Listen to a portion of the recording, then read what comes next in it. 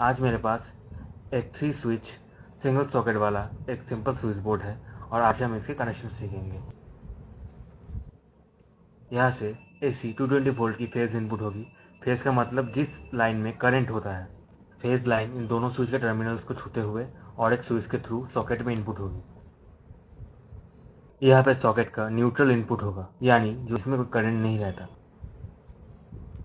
यहाँ पे सॉकेट में ग्राउंड इनपुट होगा, जिसे हम अर्थिंग भी कहते हैं। और इन दोनों स्विचों के दूसरे टर्मिनल से आप अदर इलेक्ट्रिकल्स जैसे पंखे और लाइट के कनेक्शंस ले सकते हैं।